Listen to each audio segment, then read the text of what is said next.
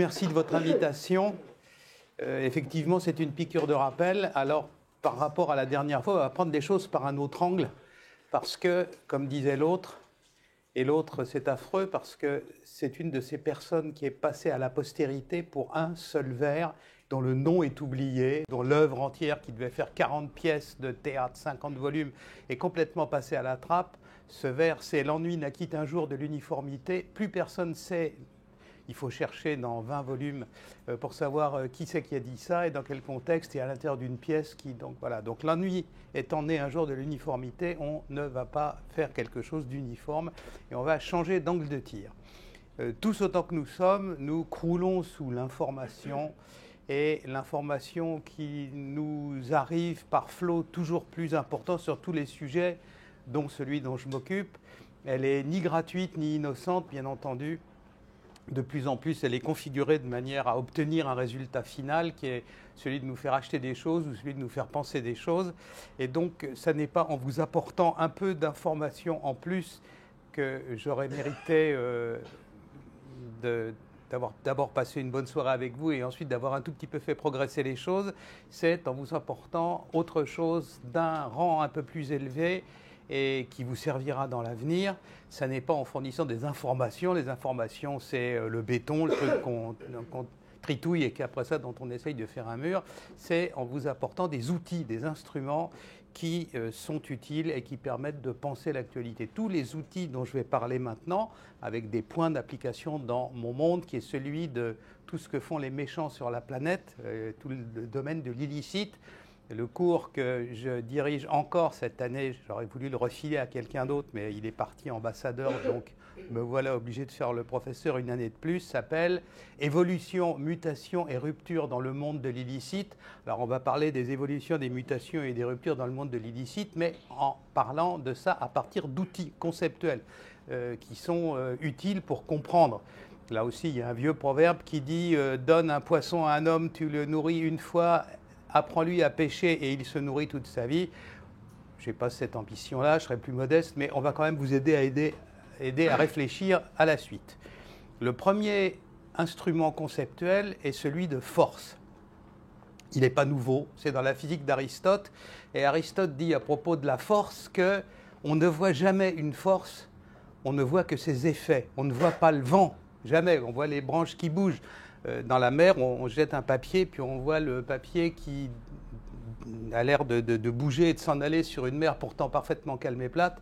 On ne voit pas le courant sous-marin, on voit son effet qui est de faire se déplacer le papier. Donc la notion de force est très importante dans le domaine de l'étude des phénomènes illicites et criminels, parce que le fait de comprendre qu'on ne voit pas une force, mais on voit que ses effets, ça permet de repérer des choses qui font tout ce qu'elles peuvent, et les criminels sont généralement dans cette situation-là, pour être le plus invisible possible. On va partir d'une observation. La simple observation des choses permet de comprendre. Vous allez sur les Champs-Élysées, vous sortez d'ici, vous allez sur les Champs-Élysées, petite 20 minutes à pied, comme ça, et vous regardez les bijouteries. Vous regardez, la vitre de la bijouterie est à peu près épaisse comme un hublot de sous-marin, si tant est qu'il y en ait. Il y a un vigile à l'entrée, il y a un code pour rentrer à l'intérieur de la bijouterie, et à moins maintenant d'être un vrai émir étalonné comme tel, vous avez zéro chance d'entrer dans le bâtiment en question, encore moins d'y voler quoi que ce soit, suite au braquage qu'il y a eu ces dernières années. Et puis maintenant, vous allez sur l'avenue principale de Palerme, en Sicile. Et là, vous allez voir des boutiques de luxe, mais c'est très étrange. Les vitrines sont en verre exactement similaire à celui de l'épicerie du coin. Il n'y a pas de blindage du tout. La porte est ouverte parce qu'il fait chaud. Et sur le seuil, il y a un papy assis sur un pliant qui est en train de parler avec son collègue qui a la bijouterie d'à côté. Et il n'y a absolument aucune espèce de protection. Ça signifie quoi? Ça signifie qu'ils sont idiots ou niais ou naïfs? Non, parce qu'ils ne sont jamais braqués, du tout, jamais, zéro braquage à Palerme au cours des 30 dernières années. Pourquoi? Parce qu'il y a une force qui est à l'œuvre. Et quand cette force-là est à l'œuvre, eh bien, personne ne pille les bijouteries, parce qu'autrement, l'intéressé finit dans un des piliers en béton de l'autoroute en construction, et on n'en entend plus parler. C'est comme ça qu'on repère l'existence d'une mafia, une vraie, pas des voleurs de poules, mais une vraie société criminelle, initiatique, secrète, enracinée dans la société, se repère par des éléments comme ça qui relèvent de la force, à savoir que on ne voit pas, et puis cependant, il y a quand même quelque chose qui se passe, et là, en l'occurrence, qui ne se passe pas. Donc, premièrement, gardez à l'esprit la notion de force. Le deuxième concept, qui est très important, parce que ça permet de comprendre l'époque dans laquelle on vit, c'est un concept, les deux, celui que je vais donner maintenant et le suivant, donc les deux derniers que je vais vous présenter ce soir, sont des concepts tirés d'une discipline à l'intérieur de la philosophie qui s'appelle la phénoménologie. La première apparition, l'invention de cette discipline, eh bien, on la repère très bien dans la date, puisque dans la préface qu'il écrit avant son livre qui s'appelle Phénoménologie de l'esprit, Hegel écrit qu'au moment où il était en train d'écrire ce livre, il voit chevaucher devant lui dans la rue Napoléon avant la bataille d'Iéna, et de manière célèbre, cet homme qui a une puissance de compréhension quand même forte, comme tous les grands philosophes, dit qu'il a compris qu'à ce moment-là, il voyait passer devant lui l'âme du monde à cheval. Les Allemands étaient très impressionnés par la personnalité de Napoléon, et il a ces trucs-là. Donc on sait que ça remonte tout à fait au début du 19e siècle, 1806 en gros, phénoménologie de l'esprit. Et après ça, cette discipline a été creusée, cultivée, approfondie par, vous savez, la première fois où j'ai fait un cours de philo au lycée, notre prof nous a bien fait rire. Il nous a dit la philosophie, c'est comme la Russie, c'est marécageux et envahi par les Allemands. Donc voilà, il y a un peu de ça quand même, parce que tous ceux qui ont, à la suite de quoi, développé ce concept sont allemands. Edmund Husserl d'abord, Martin Heidegger ensuite, etc. Donc la phénoménologie, c'est l'art d'étudier, de comprendre l'émergence des phénomènes. C'est-à-dire comment les choses apparaissent devant vous. C'était pas là un jour, c'est là le lendemain. Tiens, pourquoi, comment, etc. Donc c'est très important. Et le premier des concepts à connotation géopolitique en phénoménologie, c'est le concept de puissance configuratrice. C'est-à-dire qu'à un moment donné, le monde est pétri, il est mis en forme par des puissances, et ces puissances ne sont pas celles qu'on a immédiatement tout de suite sous les yeux. Il y a des gens qui ont un rôle politique éminent, mais qui ne sont pas configurateurs de l'avenir du tout. Si vous voulez, par exemple, la puissance physique, la puissance matérielle, la puissance étatique, la puissance militaire, au moment de la Révolution ou avant la Révolution, elle était entre les mains de l'État royal français, mais la puissance configuratrice, c'était plutôt des encyclopédistes qui étaient en train de dicter un agenda pour l'avenir. Aujourd'hui, la puissance configuratrice, et c'est des gros filous, c'est ce qu'on peut généralement qualifier ensemble de Silicon Valley, c'est-à-dire les sociétés énormes et milliardaires en dollars qui, aujourd'hui, en manipulant, comme ça n'a jamais été le cas au cours de l'histoire, en conformant, en configurant toute la manière dont la planète s'informe.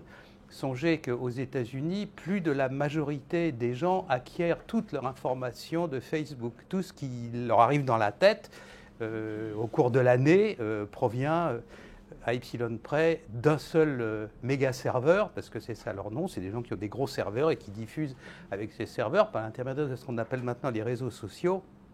Donc ce sont des gens très puissants qui, contrairement à l'image paléo-hippie, sympa, la fumette, le t-shirt, etc., sont des requins d'une férocité extrême et dont la nocivité, parce qu'à un moment donné, même les plans les mieux ourdis, les mieux faits, les mieux fabriqués, il y a toujours un os quelque part, il y a toujours le caillou qui vient vous faire trébucher, etc.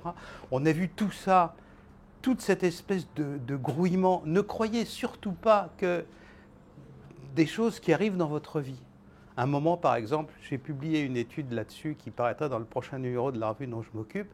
À un moment donné, vous avez vu arriver, partout en même temps dans les médias, le mot diversité. Il n'y était pas la veille, brutalement, il y est.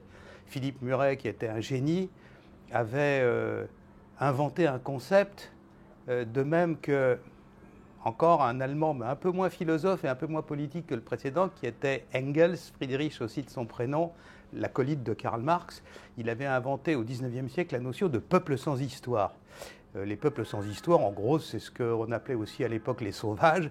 Et pour lui, s'ils n'arrivaient pas à devenir socialistes, ils étaient bons à l'extermination, pour l'extermination. Il y a dans Marx et Engels les plus beaux appels au génocide que j'ai lus de ma vie. Ce n'est pas la partie que Libération et l'UMA mettent en avant en priorité, mais il y a quand même cette partie-là. Donc, vous voyez, il y a des forces, les forces qui configurent, et à l'intérieur de ces forces, il y a des mots qu'on essaye de vous faire avaler. Eh bien, les mots qui nous agacent, ceux dont on ne sait pas où qui viennent, et qu'à partir d'une date de X, mais pas la veille, et à partir du lendemain, on voit tous les jours 50 fois matraqués par les débiles de la télévision, les crétins de la radio, les journalistes qui savent que recopier comme un banc de poissons, etc. Tout ça provient d'un endroit bien précis. Ce n'est pas de la paranoïa, c'est quelque chose d'avéré. Par exemple, vous avez un endroit où on essaye de faire émerger ces nouveaux concepts qui vont dans le sens de ce que veut Silicon Valley, notamment dans les principales institutions scientifiques aux États-Unis. Vous avez un endroit où le high-tech pratiquement a été inventé à lui tout seul, qui s'appelle Massachusetts Institute of Technology, MIT. Eh bien, MIT, il y a un laboratoire, ils disent pas ça comme ça, mais de manipulation médiatique, qui s'appelle MIT Media Lab.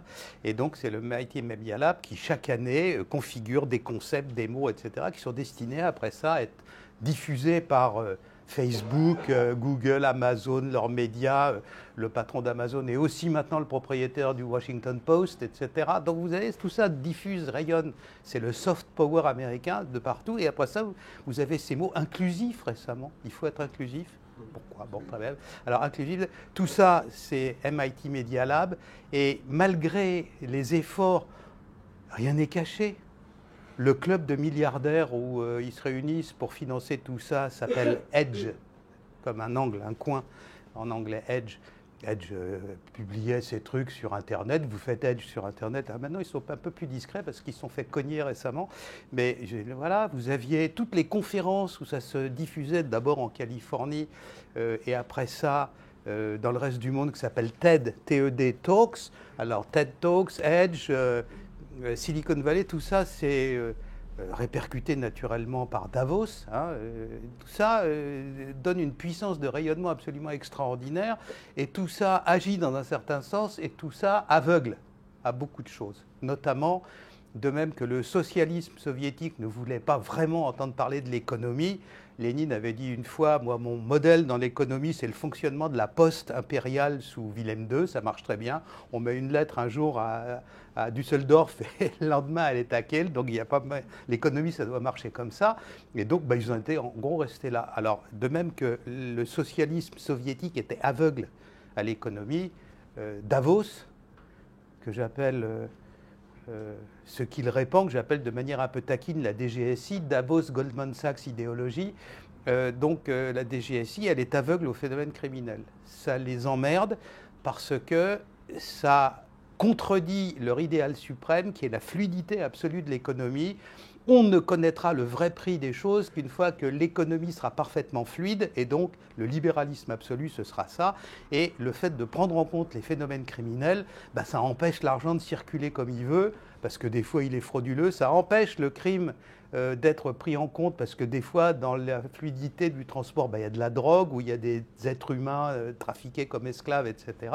Donc tout ça les emmerde puissamment, et ils essayent de faire en sorte qu'on l'oublie.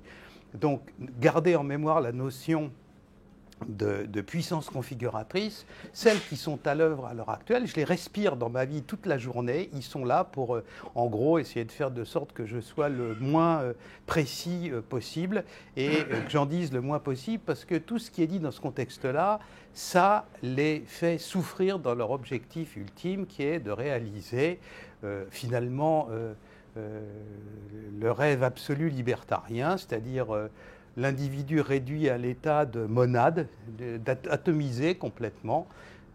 Nietzsche disait ça déjà, un univers qui ressemble à des grains de sable dans le désert, comme ça, ou qui bouge en fonction d'interactions, dans lequel toutes les interactions entre les êtres humains sont volontaires, et donc c'est ça qu'ils veulent, et parce que ça consomme, ça ne se syndique pas, ça ne se rebelle pas, ça ne bloque pas les carrefours, et c'est naturellement parfaitement satisfaisant. Donc moi, j'ai rien contre quelque entité... que ce soit mais je fais attention quand même à ce que celles qui ont intérêt à ce que le silence se fasse sur le travail que nous faisons pour détecter le plus tôt possible les forces politiques et criminelles, les forces criminels et terroristes ne soient pas obnubilés par ce travail qui consiste à dire mais non, tout va bien, oh là là, pourquoi vous vous énervez, regardez, tout va bien, etc. Et pendant ce temps-là, les mêmes se gavent et les mêmes crèvent. La troisième outil, c'est celui, alors ça c'est très important, parce que rien n'est plus pauvre dans l'expérience européenne. On a une culture assez solide, vous savez, j'ai cité quand même là un certain nombre de grands esprits européens, mais on a un trou un peu lamentable qui est celui de l'étude de la temporalité du temps. Notre étude, elle est très pauvre. On passe par 3 ou 4 grands philosophes, Saint-Augustin, Descartes, 2-3 récemment, puis bien entendu les premiers progrès qui ont été faits en la matière au début du XXe siècle l'ont été faits par justement la phénoménologie, et le livre qui en 1927 a remis tout bousculé, tout foutu par terre, et qui a obligé à repenser toute la philosophie depuis l'origine, depuis les pré-socratiques, et donc depuis 2500 ans avant, ne s'appelait pas par hasard être et temps. Donc la notion de temporalité est très importante, parce que nous, quand on fait, je vais vous donner un exemple de ça juste après, quand on fait des choses, il faut qu'on le fasse, qu'on s'inscrive à l'intérieur d'une temporalité. Nous, les criminologues, quand on fait quelque chose, on doit s'inscrire à l'intérieur d'une temporalité bien précise.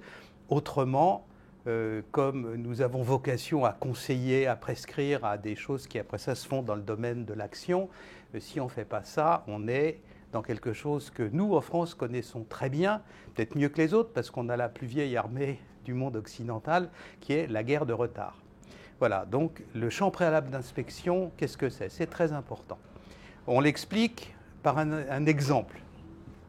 Un certain nombre de vous ici avez sans doute déjà eu des enfants. Quand vous avez des enfants, vous savez que dès qu'ils ont 2-3 ans, ils sont fascinés par les montres, ils veulent absolument toujours les tripoter, les casser plus souvent qu'à leur tour, mais quels que soient les efforts que vous fassiez pour apprendre à un petit enfant qui a 3 ou 4 ans la finalité de la montre, à quoi elle sert, il ne le peut pas. Il voit les aiguilles qui tournent, il voit des choses qui se passent, alors il essaie de démantibuler tout ça, mais il n'a aucune possibilité de le comprendre. Pourquoi? Parce que dans son esprit, la notion de temps, de temporalité n'est pas encore entrée. Je me souviens de ma fille à 3 ans, disant « Papa, on va au manège ». « Non, non, ma chérie, on a dit qu'on y allait samedi ». Elle revient dans mon bureau 5 minutes après, elle me dit « Ça y est, c'est samedi, on y va ». Pourquoi? Parce qu'à 3 ans, samedi, hier, demain, aujourd'hui, c'est pareil, c'est plat. Voilà. Tandis qu'à un moment donné, vous savez, et ceux qui ont eu des enfants le savent aussi, vous avez devant vous un petit bout, quand il a 7 ans ou quelque chose comme ça, il est en train de jouer et d'un seul coup, il va se jeter dans les bras de son père ou de sa mère en disant « Mais maman, c'est vrai que tu vas mourir, ça vient d'arriver, ça y est, ça va toujours dans le même sens et ça ne se termine pas bien. » Alors, il faut expliquer « Oui, bien sûr, mais regarde, voilà, c'est pas tout de suite. » Voilà. Et donc, ça, c'est important. Eh bien, le champ préalable d'inspection, de compréhension de ce que c'est qu'une montre, c'est le concept de temps. Tant qu'on n'a pas compris ce que c'est que le temps et la temporalité, l'objet qu'est la montre, vous ne le comprenez pas, vous ne savez pas à quoi ça sert. Alors ça, c'est très important dans des tas de domaines, parce qu'aujourd'hui, la persuasion, le travail d'ingénierie sociale qui est fait sur nos sociétés, par ceux qui veulent que ça aille dans un certain sens, il n'est pas fait au niveau de la propagande vulgaire, de coller des affiches, de défiler dans les rues, de faire des réunions publiques. Il est fait au niveau justement de ce champ préalable d'inspection. Et tant que vous n'avez pas compris ça, vous êtes, comme c'est souvent le cas dans la politique, les politiques détestent tout ce qui est temps. Ils voudraient qu'il n'y en ait pas, ils voudraient que ça aille tout de suite, ils voudraient tout de suite, etc. Donc c'est pénible. Mais cependant, il faut inscrire les choses dans la temporalité. Et voilà l'exemple précis que je voulais vous donner. J'ai travaillé pendant des années à Europol, qui est... alors, c'est pas sympa parce que ça fait 25 ans qu'on dit que c'est un embryon, donc depuis le temps, ils auraient dû accéder à l'état au moins larvaire ou adulte, mais non, c'est toujours un embryon de police européenne. Et de temps en temps, il y a Bruxelles qui dit, bon, quand même, il faut faire quelque chose, alors vous allez nous préparer un plan. Alors, en 2015, par exemple, Europol est convoqué à Bruxelles, le patron, l'ancien était un copain qui était britannique, la nouvelle c'est une dame belge que je connais moins, et donc il est convoqué à Bruxelles, il dit bon, il faut faire quelque chose, il faut un plan, il faut mettre l'Europe à l'abri d'un certain nombre de phénomènes. Ben, qu'est-ce qu'il fait le patron d'Europol? Il retourne à son bureau, il dit voilà, je veux une fiche cuisine avec les principaux phénomènes qui se déroulent en ce moment dans les 28, bientôt 27 États membres. Okay. Qu'est-ce qui se passe? Qui c'est les emmerdeurs chez vous voilà. Alors, au bout d'un moment, parce que 28 c'est beaucoup, et puis peut-être que l'appareil d'État français, allemand ou britannique, tant qu'ils y sont encore, est mieux fait pour répondre vite et bien à ces questions-là que les Lettons ou les Chypriotes ou Dieu sait quoi. Mais enfin, bon, au bout d'un moment, on a les 28 fiches cuisine. Fiches cuisine, non, c'est des dossiers en fait, mais enfin les 28 réponses. Alors à partir de ce moment-là, on les étudie, on dit bon ben finalement, alors voilà ce qui se passe. En gros, c'est toujours les mêmes emmerdeurs. Ce qui est bien dans la criminologie, dans ma discipline, c'est que c'est toujours les mêmes qui font tout. C'est merveilleux. Vous savez, dans les films américains, Bring the Usual Suspects, eh ben c'est vrai, 9 fois sur 10, le mec qui a déjà tripoté une petite fille, quand il y a un viol, on tombe sur lui. Donc c'est tout le temps les mêmes qui font tout. Alors il ne faut pas naturellement aller vers l'injustice et vers l'erreur judiciaire, mais 9 fois sur 10, bon. Alors, ok, on fait un plan. Puis après ça, le plan arrive à Bruxelles. Voilà, mais il faut le financer, etc. Donc ça va retourner au Parlement, etc. Et puis à la fin, on va être en 2020. Et en 2020, on dira, on va mettre le plan en application. Et puis on va mettre le plan en application. Donc il faut le renvoyer aux 28 États membres. Et puis il faut que par percolation, par changement dans certaines lois, dans certains dispositifs, dans certains mécanismes, on arrive. Et donc en 2023, on est prêt. Et on lance le plan. Et on se rend compte que c'est une catastrophe parce que naturellement, quand on a oublié la notion de temporalité, on a en 2023 un plan qui est parfaitement au point pour lutter contre la criminalité telle qu'elle était en 2015, 8 ans avant. Et naturellement, aujourd'hui, ça change tous les jours. Donc, la temporalité, c'est comme de tirer sur un canard pendant la chasse au canard. Si on tire sur le canard, on le rate parce qu'il est déjà parti. Il faut tirer avant le canard quand on veut toucher le canard. Okay, voilà, ben, ça marche comme ça. Donc, la temporalité, c'est important. Le fait de prendre en compte les forces configuratrices, c'est important. Et le fait de savoir que les choses qui ont les effets les plus importants ne sont pas toujours visibles, ne sont pas toujours comme des joueurs dans un stade avec un maillot sur lequel il y a marqué équipe de France, etc. Voilà, c'est très important tout cela en matière de criminologie. Alors maintenant, en matière de terrorisme, laissez-moi vous donner un exemple. Il se passe des choses au Moyen-Orient. Vous allez me dire, la belle histoire, il s'en passe toujours, etc. Mais non. En ce moment, ce qui est en train d'advenir au Moyen-Orient est sans doute en gestation. Ce n'est pas encore dans les journaux, ils ne s'en sont pas encore rendus compte, mais quand on parle à des gens qui sont sur place et qui ont des responsabilités en matière d'information, qui viennent de différents pays, on se rend compte que c'est en cours.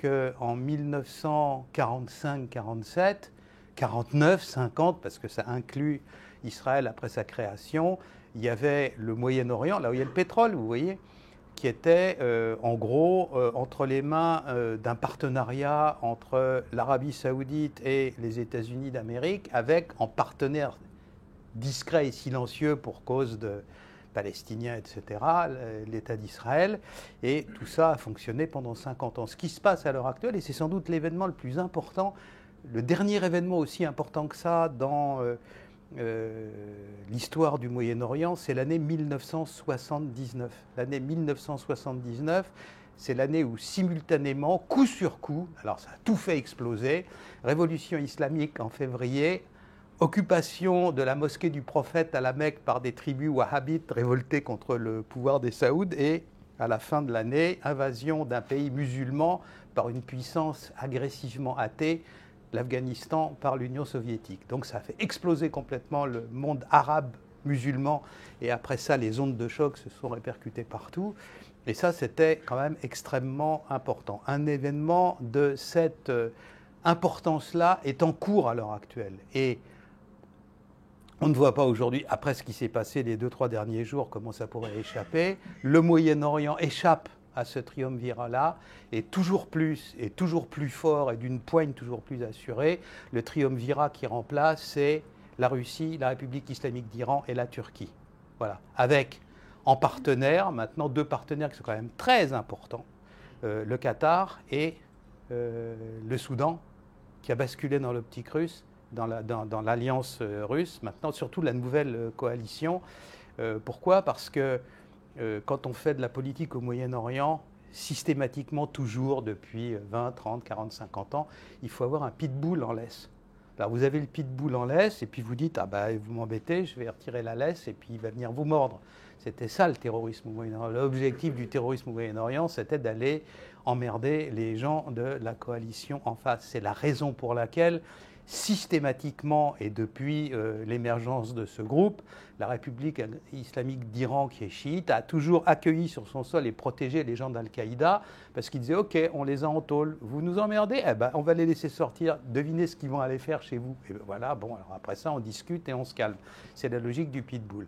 Et donc, à l'heure actuelle, dans la nouvelle alliance du Moyen-Orient, en gestation, mais qui commence à prendre forme petit à petit, la poussière est en train de se dissiper, vous avez quand même le chien, le pitbull le plus grave, tenu encore en laisse vaguement par le Qatar et par le Soudan, c'est les frères musulmans. Physiquement, ils sont à Khartoum et le fric vient du Qatar. Donc là, ils ont le truc en disant « Ah, c'est ennuyeux ». Alors ça, naturellement, les Séoudiens ont une trouille hystérique des frères musulmans. Ils ont essayé de s'en débarrasser, mais ils n'ont pas pu. En Égypte, vous voyez ce qui s'est passé. Sisi arrive à surnager là-dessus, mais ce n'est pas simple. Et donc, le fait que ses pires ennemis aient maintenant le contrôle du pitbull en question, ça les amuse, mais moyennement quand même. Donc, pourquoi je vous dis qu'il faut faire attention à ces phénomènes-là ? Ces phénomènes-là sont importants. Que s'est-il passé ces temps derniers qui est absolument... Vous l'avez vu, c'était dans tous les journaux. Simplement, ceux qui sont chargés de faire les commentaires étaient trop occupés à dire des sottises sur autre chose, j'imagine, pour le commenter justement. Il s'est passé quelque chose d'ennuyeux. C'est jamais une bonne idée de marcher sur la queue du serpent. Ça, on le tue tout de suite, ou alors on le laisse tranquille, mais marcher sur la queue alors qu'il est encore vivant, il peut y avoir des retours de manivelle. Ça fait des mois, et maintenant près de 3 ans, que Trump titille, emmerde la République islamique d'Iran. Et ceci et cela, etc. Et à un moment donné, les autres ont dit ça commence à nous plaire, les sanctions, arrêtez un peu, vous savez, on ne sait jamais ce qui peut se passer dans la région. 1 an, 2 ans, 3 ans, bing boum, les 2 principales usines de raffinement de pétrole d'Arabie Saoudite détruites. Détruites non pas, comme on l'a dit, par des drones, mais par des missiles de croisière, ce qui contient infiniment plus d'explosifs, mais gravement endommagés. Immédiatement, que fait Trump ? Là aussi, vous l'avez lu dans le journal. C'est pas possible, c'est l'Iran, on va réagir 1 jour, 2 jours, 3 jours, 1 semaine, ça fait 1 mois, 2 mois, pas de réaction. Pas de réaction. L'année dernière, en mai dernier, Bachar avait utilisé, soi-disant, je n'étais pas là pour vérifier, des gaz de combat, hurlement, on va sévir, vous allez voir, cette fois-ci, ça va être la riposte implacable. Pas de riposte, rien. Et puis il ne s'est rien passé, quoi. Tout le monde a rentré la tête dans les épaules en disant ça va péter, et bien rien. Là, cette fois-ci, rien. Un processus de sauvetage de face du style ouais, on va faire des contre-mesures électroniques, tu parles, et rien. Voilà. Pourquoi ? Parce qu'il semble que la coalition dont je vous parle ait accumulé dans la région suffisamment d'armes nouvelles et d'armes extrêmement puissantes et dont les uns et les autres connaissent mal les effets. Et l'état-major général américain et les Français ont dit à leurs présidents respectifs, le pauvre Macron, lui, il suit les Américains, il trouve que l'OTAN c'est très bien, ben là il était obligé de faire marche arrière, comme Trump, pour une raison bien simple, c'est que, les autres leur ont dit, rien qu'entre le sud de la mer Noire et la Méditerranée, vous avez 29 bâtiments russes de surface, on ne sait pas trop ce qu'ils transportent, si jamais ils transportent l'équivalent des missiles qu'ils ont mis en place déjà dans la région, il va y avoir une casse énorme. C'est la raison aussi pour laquelle les Israéliens, qui pourtant sont courageux et qui ont un pays qui n'a pas de profondeur stratégique, donc ils sont obligés de réagir tout de suite, tout le monde a regardé ailleurs en disant bon, ben voilà quoi. Alors que naturellement, depuis 2 ans, ce sont les Israéliens qui protègent et qui animent la pensée du jeune Mohammed bin Salman. Là, ils l'ont laissé, mais tomber comme une chaussette. Donc voilà, il se passe des choses à l'heure actuelle. Ces choses, là, naturellement, ont une influence, une importance extrême en matière de terrorisme. Trump a décidé qu'il allait partir de ces pays-là, que c'était des merdiers, qu'on s'enlisait là-dedans. Il a vu ce qu'a coûté aux États-Unis les histoires de Moyen-Orient depuis 49-50. Il en est pas loin de 5 000 milliards de dollars. Il a dit non, mais ça va pas la tête, arrêtez-moi toutes ces sottises-là. Et donc il est destiné à en partir. Mais il n'a pas. C'est un classique. Depuis le début de leur histoire, les États-Unis finissent toujours par décamper en laissant leurs alliés dans la crotte. C'est un classique, on le sait, ils l'ont fait 10 fois, ils l'ont fait au Vietnam, ils l'ont fait, bref, en Afghanistan, ils sont en train de le faire, etc. Donc on le sait. Et bien, malgré tout, bon, je n'ai pas une sorte de passion absolue et immarcessible pour Chirac, mais quand même, lui, il avait compris, il a dit non, on n'ira pas dans cette histoire irakienne. Alors, ils vous entraînent dans leur délire, en disant ouais, French Wimps, vous n'êtes que des trouillards, etc. Et à la suite de quoi, ils vous laissent sur place en disant ah oui, au fait, on s'en va, on a mieux à faire, mais fermez la porte après vous en partant. Au revoir, on s'en va. Donc c'est ce qui est en train de se produire là. Et là, comme manifestement, ni Merkel, ni Macron n'avait compris, vous avez vu les derniers messages de Trump. Attendez, tous les islamistes là-bas, ils sont pour vous. C'est pas nous qui allons nous faire tuer pour les chercher. Donc vous les dégagez, on vous les laisse. Et puis faites attention parce qu'ils sont en train de s'approcher de vos foutues frontières. Il l'a dit avec une brutalité de garçon de café, quoi. Et ils vont revenir, etc. Donc imaginez la position de force d'Erdogan maintenant, en disant qu'est-ce que je fais, alors j'ouvre le robinet ou pas, et l'espèce de panique en matière de risque et de danger terroriste qui est en train de s'emparer des Européens. Trump leur a fait remarquer, il leur a dit vous avez vu une carte entre le Moyen-Orient et mon pays, il y a 6000 km d'océan, ok ? Les voies aériennes et maritimes sont bien mieux protégées qu'elles ne l'étaient en 2001, au moment du 11 septembre, donc démerdez-vous. Vous voyez, on prend une voiture, il suffit de franchir le pont Atatürk à Istanbul pour passer de l'Asie en Europe et ils sont chez vous. Le douanier bulgare n'est pas toujours un inflexible caton, quoi. On arrive à en faire beaucoup de choses avec un billet de 100 $. Donc il dit, ils sont presque chez vous, ils sont à vos frontières, donc à vous de vous démerder, c'est pas nous qui irons tirer vos marrons de ce feu-là. Donc voilà la situation dans laquelle on est, et tout ça était d'autant plus évident et clair que, c'était inscrit depuis plus d'1 an. Il y a ce qu'on appelle la frontière, gentiment, poliment, entre il y a la notion de frontière entre l'Afghanistan et le Pakistan d'un côté, et la notion de frontière entre l'extrême sud de la Turquie et l'extrême nord de la Syrie, c'est totalement abscon et absurde. C'est les mêmes tribus des deux côtés. Voilà, la frontière, elle a été dessinée pour la Turquie par Kemal Atatürk dans les années 20, en disant voilà, nous c'est ici, c'est là, etc. Et puis le reste, c'est les frontières coloniales qui ne connaissaient pas les peuples, qui faisaient des trucs au coup de crayon. Chacun sait que Churchill a dessiné les frontières du Koweït un soir où il était bourré avec un crayon sur une nappe. Voilà, et puis c'est comme ça que ça se passe, quoi. Donc il y a les mêmes tribus des deux côtés.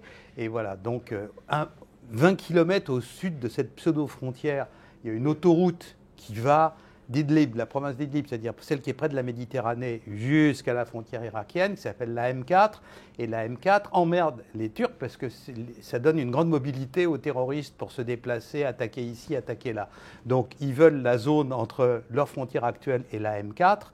Et une fois qu'ils seront là, ils laisseront faire Bachar dans le sud. Alors celui qui a arrangé toute cette ratatouille qui est en train d'apparaître sous nos yeux, c'est naturellement Poutine. Et donc Bachar, l'armée de Bachar va récupérer tous les territoires peuplés d'Arabes à l'est de l'Euphrate, l'espèce de grand triangle entre Deir ez-Zor, la frontière irakienne, et puis le haut de la frontière turque du côté du Kurdistan turc. Ils vont récupérer tout ça. Et c'est là où il y a les très grosses réserves de pétrole qui ont été à peine égratignées par l'État islamique quand il dirigeait la zone et qui vont pouvoir enfin entrer en exploitation.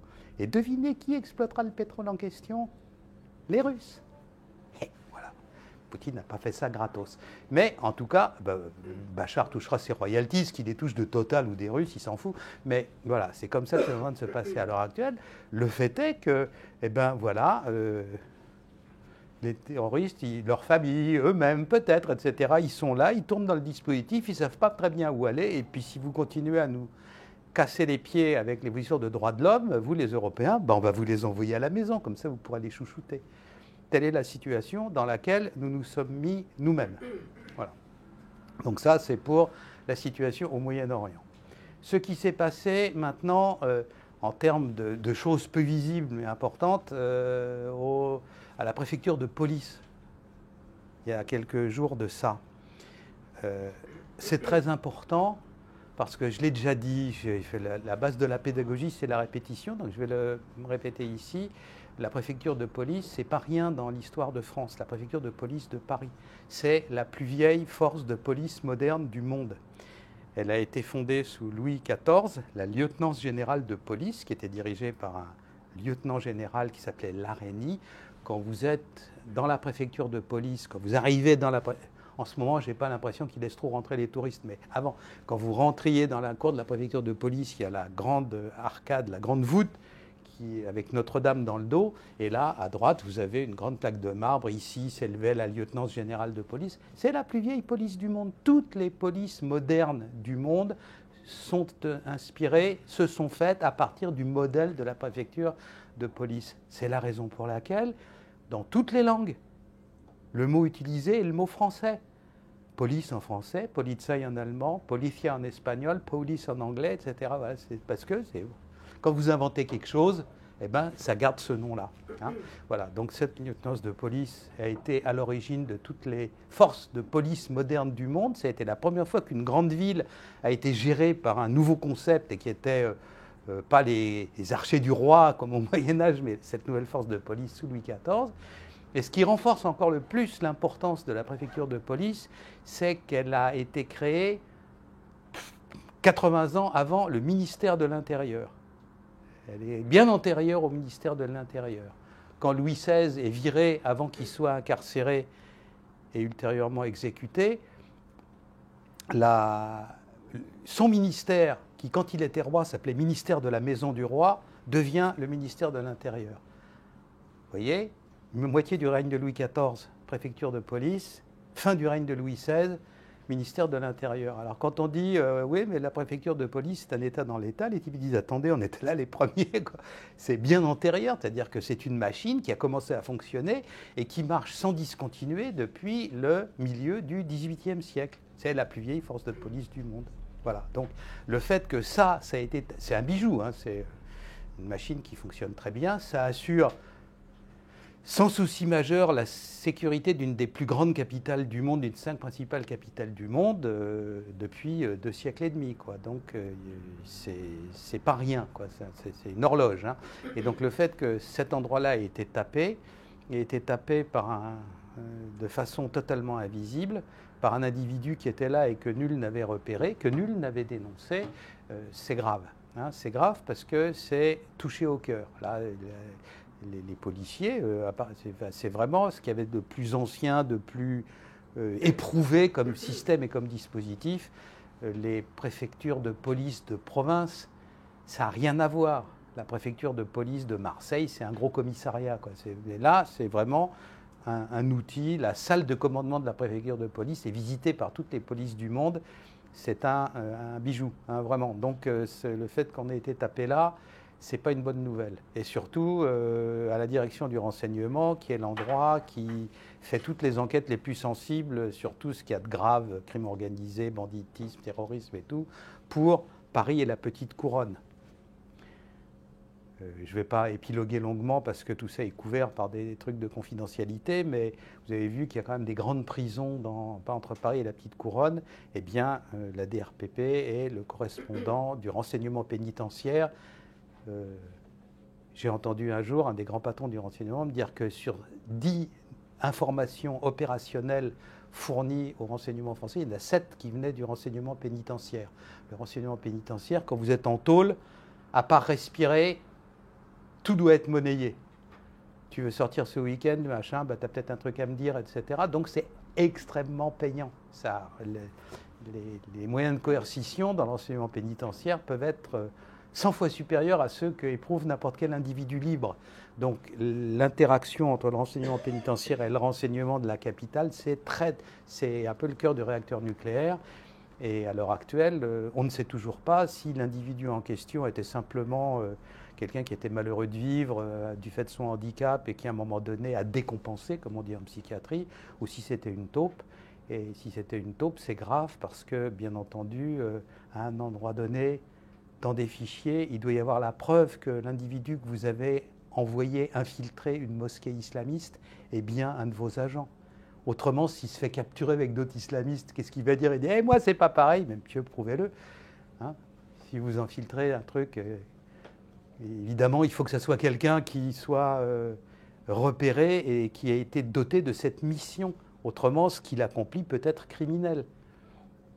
Voilà, donc c'est... Je ne parle pas de la réaction des services étrangers qui, à l'heure actuelle, font des bonds de 2 mètres de haut en disant « vous êtes sûr que c'est étanche, votre machin, là ?» Celui qui entretenait les ordinateurs, ce n'est pas celui qui a été « Ah oui, alors vous pouvez nous expliquer peut-être ?» Enfin bon, c'est un bazar grave. Maintenant, et puis après ça, on va faire des questions et des réponses, ça sera plus gai, ça sera plus interactif.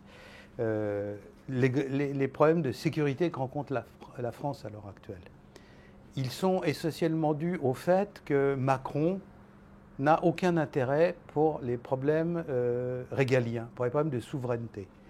Il s'en fout un peu. Il a regardé au début les trucs, parce que ça pouvait lui faire de la pub, tout ce qui touche autour de la politique de la ville, parce que ça peut faire des jolies photos, vous savez, avec l'affiche Benetton, avec toutes les couleurs sur le parvis à Évry, etc., que ça pouvait faire des trucs sympas. Il a soulevé le couvercle, il a fait « oups !» Il a refermé le couvercle, hop, Borloo à la niche, terminé, fini, et plus rien n'avance en la matière. Il n'y a rien eu de fait depuis 2017. C'est 5,5 millions de personnes, c'est l'endroit où se fait 90% des trafics de drogue, c'est l'endroit où sont ourdis et parfois perpétrés tous les braquages et compagnie, mais on ne touche pas, quoi. On ne touche pas. Donc les problèmes régaliens l'emmerdent. On fait le minimum à l'échelle internationale, pas toujours avec succès, comme je vous l'ai montré dans ce qui se passe en ce moment au Moyen-Orient, pour essayer de jouer un rôle international et tout, mais lui, c'est l'économie, il veut que ça soit fluide aussi, il est comme... Silicon Valley, et donc il n'y a que ça qui l'intéresse, et le reste, bah, il fait service minimum, ou alors il s'en désintéresse. Il lit beaucoup de choses, mais en matière d'informations qui lui sont transmises par ses services, mais les questions qu'il pose à la suite des lectures en question tendent à montrer, me disent ceux qui sont en contact avec cette équipe-là, que ce n'est pas vraiment quelque chose qu'il comprend très bien ou qui veut... Ce n'est pas un point aveugle, mais ce n'est pas vraiment son sujet préféré.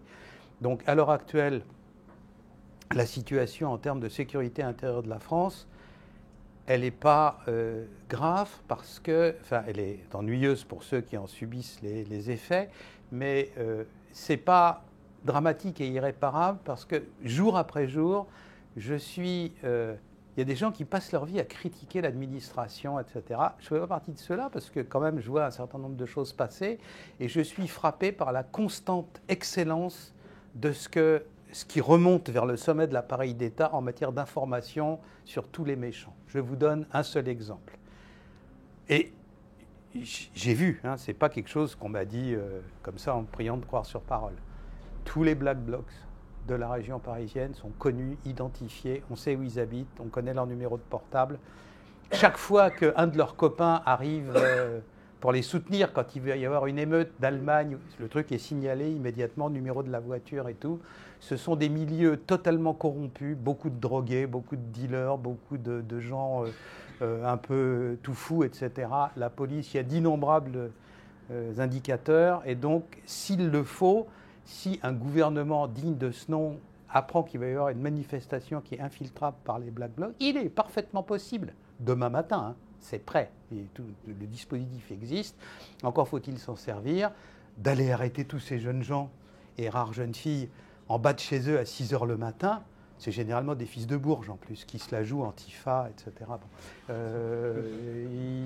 Donc, oui, il y en a, enfin, on en connaît un certain nombre, c'est pas de la classe ouvrière pure et dure. Hein. Donc, on les réveille chez eux à 6 h le matin, on les amène au poste en disant bah, on a des questions à vous poser, et puis on les libère dans la forêt de Fontainebleau à 23 h le lendemain, et puis voilà, terminé. C'est même pas, c'est parfaitement, il n'y a aucune astreinte ou, comment dire, viol de quelque loi que ce soit. On a le droit d'entendre les gens s'il y a un danger immédiat à la sécurité, et puis on leur pose des questions. Et il se trouve que comme on n'a plus de bureau, ben on prend ça un peu en dehors dans la région parisienne, et on les libère avant minuit, parce qu'il faut qu'ils puissent prendre un moyen de transport le soir même, à 40 km de Paris, et bon courage Émile, rentre chez toi. Voilà. Donc ça fait partie des choses qui sont possibles demain matin, par exemple. Voilà.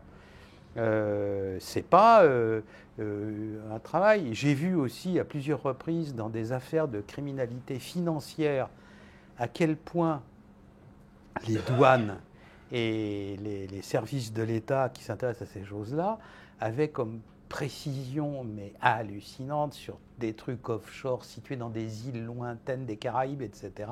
C'est incroyable. On a une très belle machine. Alors, simplement, à l'heure actuelle, faut-il changer un petit peu les gens qui s'en servent. Beaucoup des ennuis qu'on a à l'heure actuelle, la criminalité des rues. Il y a deux sortes de criminalité qui peuvent vous poser problème. La criminalité en col blanc, le type qui va vous emberluter et qui va vous piquer vos économies, ou alors qui va vider les coffres de la banque, ou est la criminalité des rues. La criminalité des rues, pour beaucoup, 80%, est le fait d'étrangers. Parmi les étrangers en question, un certain nombre proviennent de nos anciennes colonies. J'ai eu une expérience amusante il y a quelques années à Alger. J'ai eu pas mal d'étudiants algériens qui, après ça, quand on fait l'institut de criminologie, qu'est-ce qu'on devient? On devient policier, officier d'enseignement, magistrat, etc. Donc ils sont montés dans l'appareil d'État algérien, puis je les vois de temps en temps, ils m'invitent, je vais à Alger, je vais les voir. Puis une fois, il y en a un qui me dit, un de mes premiers étudiants, qui a maintenant une fonction importante, qui est conseiller du directeur général pour toutes les affaires de crimes organisés et de terrorisme, le directeur général de la police algérienne, la DGSN. Là, il me dit, Didier, le patron, il veut te voir. Alors, j'étais à Alger, je dis, voilà, bon, très bien. Alors, je vais voir le monsieur en question. Et il me dit, il me montre un tableau.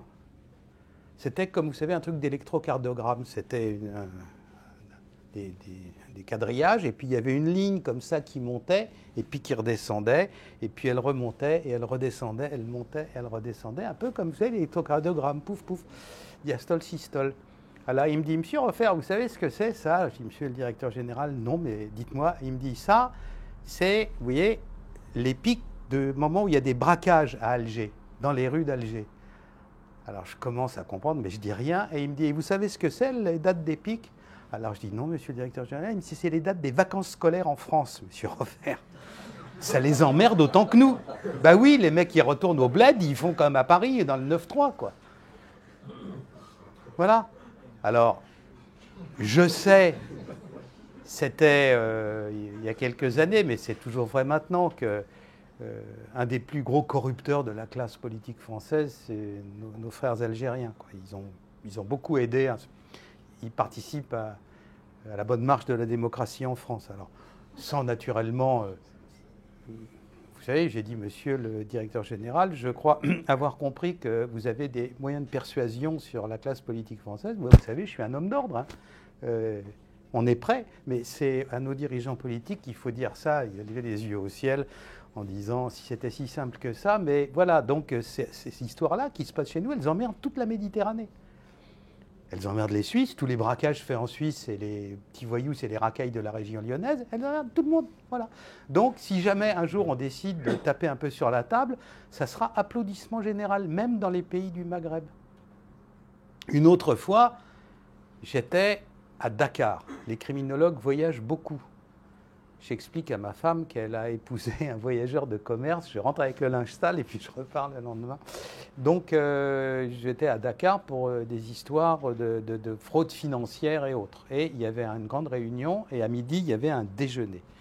Et lors du déjeuner, un buffet, quoi, s'approche de moi un très très grand et fort gaillard de la colonel de la gendarmerie sénégalaise. Ils rigolent pas, quoi. Ils sont sérieux, quoi. Et donc, il me dit, Monsieur Roffer, vous savez, j'ai regardé la télé française, et puis quand il y a des émeutes dans les banlieues, j'ai honte, parce que c'est nos petits, on les reconnaît bien, on sait très bien que c'est des Sahéliens, quoi, c'est des Maliens ou des Sénégalais. Mais pourquoi vous laissez faire ça? Alors, je lui dis que c'est peut-être pour pas poser de problème à nos amis africains, etc. Il dit, ah, mais... Et puis, avec les yeux vraiment injectés de sang, il dit, vous me mettez 3 semaines en Seine-Saint-Denis, vous allez voir là, ça s'arrête tout de suite. Le monsieur en question n'était pas de ceux à qui on irait piquer son 4 heures, quoi. C'était... Voilà, alors effectivement, on demande au colonel en question de la Seine-Saint-Denis, et tout le monde bien sage, pourquoi on ne le fait pas? Il suffit d'en mettre un Marocain, un Algérien, un Sénégalais, un Malien. Je connais aussi le directeur des opérations de l'équivalent malien de la DGSE. Lui non plus, on n'a pas envie de lui marcher sur les pieds, quoi. Donc il suffit d'en mettre quelques-uns comme ça en disant tranquille maintenant. Et voilà. Alors pourquoi ne le fait-on pas? C'est une question de décision et de volonté politique. Ça n'est rien d'autre. Voilà. D'autant plus que les uns et les autres, on les a assez considérablement aidés au cours des années passées, et même plus, des décennies passées. Donc, mais je veux dire, la trouille, elle est chez nous, elle est dans nos têtes, quoi. Elle n'est absolument pas chez eux. Alors c'est ça. Deuxièmement, même réaction, vous lisez dans les journaux qu'il y a des Roumains ceci, des Roumains ça, ce n'est pas des Roumains du tout. Les Roumains sont en Roumanie. Les Roumains vivent en Roumanie. Ce sont des nomades qui, à un moment donné, ont décidé de quitter la Roumanie pour venir piller chez nous. Ces gens-là, là aussi, ils enquiquinent tout le monde. Les Roumains, ils disent, mais nous, nos flics, ils les connaissent, etc. On le fait rarement. Récemment, on l'a fait une fois à Nice et puis une fois à Paris. Mais il faut encourager la coopération avec les pays d'origine.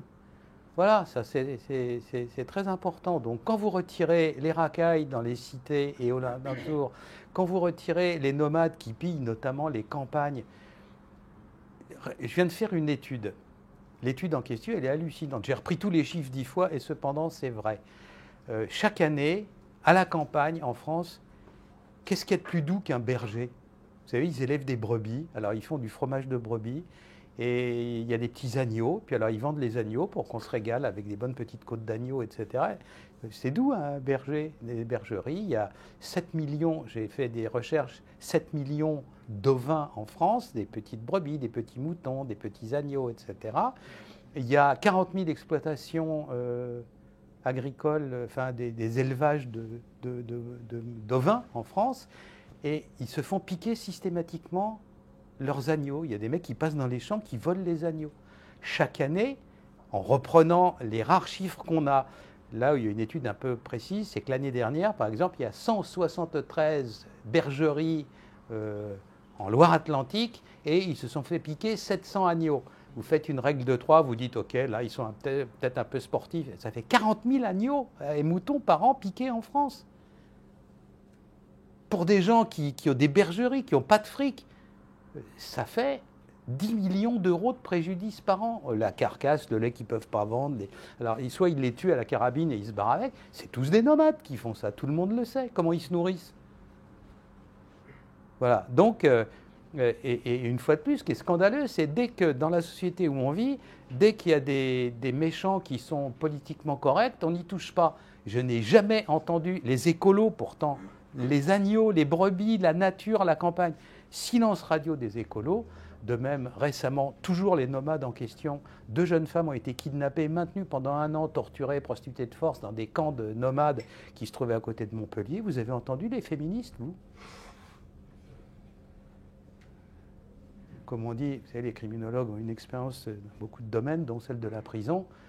Dans ces cas-là, on dit « pas vu de la semaine, parti aux douches ». Hein, voilà, donc les féministes, c'est « pas vu de la semaine, parti aux douches ». Elles n'ont absolument pas morflé. Alors, quand c'est pas beau d'avoir des gestes non sollicités. Mais quand ça émane d'un mec qui est PDG, ça fait tout de suite un scandale. Mais quand c'est des racailles de cité ou des manouches, alors personne, les féministes, elles ne sont pas là. Voilà. Donc il y a quand même un peu un tri sélectif là qui n'est pas très correct. Donc tout ça, c'est dans notre société, ça n'est nulle part ailleurs. Et les moyens existent de régler tout ça en très peu de temps, par volonté politique. On a failli y arriver après Charlie Hebdo. À l'époque, j'avais un de mes collègues et moi avions des bons rapports avec Manuel Valls, qui était ministre de l'Intérieur, et il a dit qu'est-ce qu'on fait de sérieux pour marquer le coup. J'ai dit c'est simple, moi c'est simple, j'y pense depuis des années. On prend les 100 cités les plus toxiques de France, on la connaît par cœur la liste.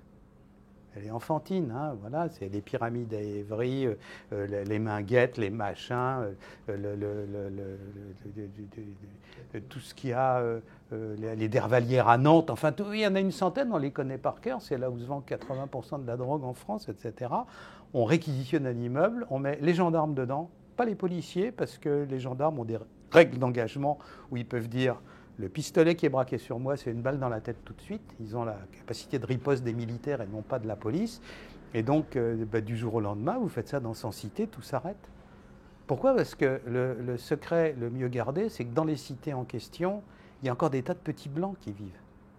Et la seule fois où, ça fait quelques années, donc maintenant on peut le dire, la seule fois où des douaniers à Marseille ont infiltré une de ces cités-là, parce qu'ils ont les moyens de payer les informateurs, au bout d'une journée, ils avaient la queue devant chez eux, des gens qui disent « Attendez, on sait où ils sont, on sait ce qu'ils veulent faire, voilà, ils sont planqués ici, etc. » Le renseignement demande qu'à arriver. Les gens dans les cités n'en peuvent plus, notamment les Antillais, qui sont exaspérés qu'on les confonde avec des Maliens, etc., et qui, eux, sont français depuis Louis XIV, quoi, et qui sont emmerdés là-dedans, et qui sont... mais ils ont des choses à dire. Hein. Et pareil, les descendants d'Espagnols rouges à Marseille et tout, ils sont plus rouges du tout, j'aime mieux vous dire. Donc, voilà, donc tous ces phénomènes-là montrent qu'il y a énormément d'informations à rassembler, et à partir des informations, sans violence, avec le code pénal tel qu'il existe aujourd'hui. Les réformes des codes, elles ont été commencées sous M. Bérégovoy, elles ont été terminées sous M. Balladur. Ce n'est pas Gengis Khan dans les deux cas. Hein. Donc, on a un code qui fonctionne bien, on a la capacité de le faire, on sait comment savoir ce qu'il nous faut rapidement. Eh bien, à un moment donné, il faudra le faire. Et si on ne le fait pas, eh bien, les gens en auront marre au bout d'un moment.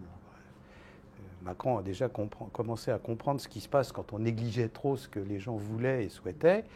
Eh bien, si ça continue comme ça, il le verra encore. Donc, nous, on n'a pas de possibilité autre que de donner des informations comme celle-là et de faire en sorte qu'à la fin, elles soient exploitées. Il y a tout le personnel pour faire ça. Tout ce que je viens de vous dire peut se faire sans dépenser 1 euro de plus, sans engager un flic de plus. Il suffit de rationaliser. Encore... au mois de juin dernier, ils ont des groupes de réflexion comme ça, au sommet, des généraux, des gens comme ça dans la gendarmerie, mais ils ont dit, nous, il suffit qu'on ait des ordres, hein, on les appliquera, il n'y a pas de problème. Voilà, donc à un moment donné, il faudra que les gens en aient marre. Et pour terminer, je vais terminer par un poème, 2 vers d'un poème d'un poète allemand qui n'est pas mon favori parce qu'il était un peu bolcho, qui est Bertolt Brecht. Mais Bertolt Brecht, dans un très beau poème de 1931, a dit « De qui dépend que l'oppression persiste de nous, de qui dépend qu'elle cesse, de nous également. » Voilà. Merci. Et puis, question.